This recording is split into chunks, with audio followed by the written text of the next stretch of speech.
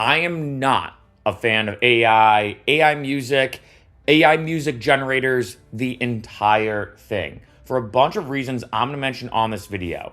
Now, I posted a video recently showing you an entire album I made using AI music generators. And I did get a lot of comments of people saying, hey, Mark, I'm not going to lie, these songs are trash. They're not really that good. I can clearly tell it's AI. And I don't disagree with you, but it's not the full story. Now, I went back using these different AI tools. Maybe I'll do a video about how I did this. And I created a song using an AI music generator. And I tried to use the tools to simulate a song as best as possible. I got the lyrics from ChatGPT. I used a couple other programs to just kind of create everything. But this is all created by AI. I'm going to play you a little bit of a snippet from the song that I think, I'm not going to lie, I think it came out actually pretty decent.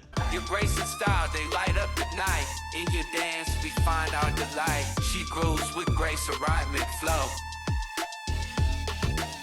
In her world of motion stories she'll show, from social media to the real world stage. Now here's the thing, to some people listening, they're like, well, Mark, that's clearly AI, like I mentioned in that previous video where I made an album all with AI.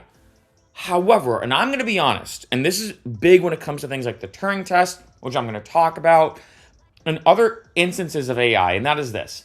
If someone sent me that song, that quick snippet that I just kind of showed you, whatever, and said, hey, I've been working on this beat, tell me what you think.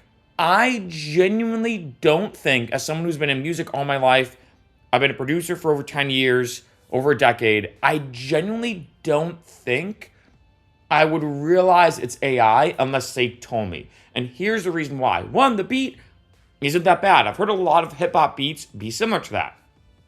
And the second thing, which is big, is especially in hip hop. I mean, this is true for EDM, I guess any genre, but I think especially in hip hop and EDM, it's fairly common to kind of modulate your voice or use a couple tools or tricks to add a unique effect to your voice. So I've heard of hip hop songs of people sounding very similar to that. And like I said, the lyrics in that song, obviously just a quick snippet I showed you, were created by AI. The beat was made by AI. The singer, or excuse me, I guess the rapper, I think is a better way to word that, was made by AI, right? This is all made by artificial intelligence. And that is a very scary thing to me, because if someone sent me that, I'd be like, okay, they've probably been producing for a year or two. This needs a lot of work. The mixing isn't that good. The sound design is kind of cheesy. The lyrics and the flow is all right, but it definitely needs some work. I would go through it being like, okay, you need to touch it up here, here, and here. But I'd be like, you know what? That's kind of on par with someone who's been producing for maybe a year or two. Like a human, put that in quotation marks, who's been producing for a year or two. And that is what scares me. Now, this is something that brings up what I like to call the Ficero test. I don't know if anyone's coined this term yet, but I'm going to coin it for this video for fun. I'm going to call it the Ficero test, very similar to the Turing test. Now, in case you don't know, this is very important for this video. Seems random, but very important. The Turing test is a big staple for AI, and that is this.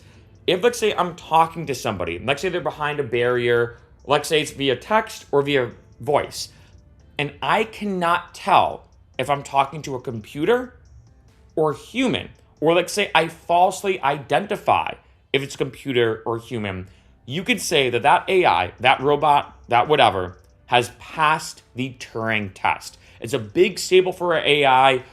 I don't think we're there yet, but who knows, with the way ChatGPT is going and everything, in the next 2 or 3 years, it could be possible that through text, you could not tell if you're talking to a human or a robot, and the Turing test could be achieved.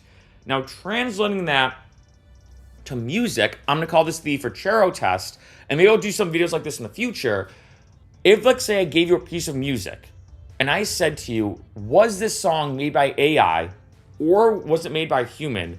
I'm not going to lie. For that song I showed you, and let's say I had a couple other ones made by humans who have been producing for a year or two, and then I have some songs made by AI, I genuinely think the general public would not be able to tell which one is AI and which one is a human. And granted, there are a lot of very tricky things when it comes to music, And music and language have a lot of unique crossovers. I know there's a bunch of podcasts about this, like Andrew Huberman did one recently. And there's a lot of unique crossovers, but in my mind, and I'm going to be honest, this may be a bold claim, I genuinely think that we have crossed the barrier right now, if I call it, again, like say the Ficero test, that I don't think the general public will be able to determine which one's AI and which one's a human when it comes to music now. I don't think so. Now, all these songs, perfect and everything, definitely not. Like I mentioned, and I've seen the comments on that video when I made that video about the AI album. Yeah, the songs are a little repetitive, kind of cheesy, whatever. But I saw a couple comments saying, look, that's true, but on Twitter, if you said to somebody, here's my new album, I think a lot of people would be like, oh, cool. Is it perfect? No. Does it need work? Of course. But I genuinely don't think people would be able to tell. Back in the day, if you look at like the Stephen Hawking voice, of course, you could be able to tell that that was a computer. Now, though, and like I said, I've created songs using my own voice where I modulated it and everything. That when it comes to that hip hop song I just showed you, that example, that one to me is one of the most, I think, realistic or better AI generated songs I've heard in a while, because that hip hop voice sounds legit to me. I'm going to be honest. If someone sent me that vocal stem or whatever, I mean, granted, like, let's say they isolated it, I would have been like, oh, this sounds pretty good. Sounds pretty cool. You need some work on it, but I like the effects you put on it. I like the modulation. I like what you did with that vocal line. I don't think genuinely I would think, oh, wait, did an AI make this? I think, oh, a human probably rapped it. They added effects to it. That's what I genuinely would think. And I've been producing for over 10 years. And that is a very scary thing to see the way things are looking moving forward, right? Because I think looking back now, and this is a big one, which can be interesting, we have to look at Smarter Child. Now, in case you don't know, Smarter Child was part of something called AIM, AWOL Instant Messenger. In case you don't know what that is, AIM, think of it like texting, but it's on your computer. This is obviously years and years ago. It's on your computer, and you could text back instantly. It's kind of funny that, like, in school, if I go to a party or something, if like you're talking to a girl, instead of getting her number, you'd get her screen name, right? So everyone had their own AIM screen name. You could text back and forth super quick. And this is about 20 years ago that there was a AIM bot called Smarter Child. And if you could talk with it, it would have a conversation with you. You could ask it questions. It would bring up prior things in the conversation. And back in the day, I remember being like, oh my God, this is like futuristic. I have to think about this, but I think that was the first mainstream AI conversation bot that ever existed, especially for the general public and especially for the younger generation, at least at the time, right? Where we're like, whoa, we can converse with this like funny bot thing that we're talking to a computer or a robot. It was mind-blowing. Smarter Child was, I think, way more revolutionary than most people give it credit for, right? I think Smarter Child could walk, so ChatGPT could run.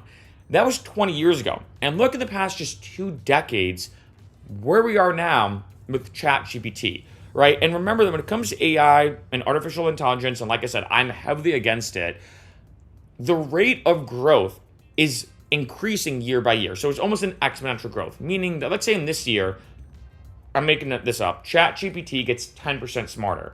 Well, next year, it's probably going to get 15% smarter. And then eventually, 20% smarter the year after that, right? So the rate of growth of intelligence and it becoming just more intelligent in general is increasing rapidly. And then bring this back to music. This is what really worries me about AI music generators. And I know there have been, and I could do a whole video about this because there's a lot to AI, as you can imagine. But I disagree with a lot of people who say, oh, AI can never replicate the essence of creativity when it comes to humans and all this kind of stuff. I'm going to sound like a pessimist. I disagree. I think that at the end of the day, music, all these incredible musical pieces that we hear, from Stairway to Heaven to the Moonlight Sonatas to Bohemian Rhapsody to For Elise to, all these incredible pieces that we know and love and everything, they're all kind of formulaic in a sense. And if AI continues to get smarter, which, let's be honest, is going to, all it needs to do is figure out that formula, that kind of creative juice, and it's going to get to the point where if I, let's say, showed the average person a piano sonata, maybe AI, versus a piano sonata made by, like, say, Mozart or Beethoven, most people probably would not be able to tell the difference. And that's what's scary with music and I think art moving forward. I mean, I've done videos about DistroPick, where you can create AI generated art, then mix it up on the spot using stable diffusion. And granted, is it perfect? Definitely not. It's definitely far from perfect. And I think that you can quickly tell a lot of the times it's maybe an AI generator, but that's only the start. It's only the beginning, and it's going to continue to get even better. I'm just saying it. I'm not a fan of AI. I think it was Elon Musk who said, whether you're for it or against it, the biggest thing is at a certain point, we will not be able to control it. And of course, I'm not talking right now about things like iRobot or like robots taking over. That's hopefully far in the future. We'll see.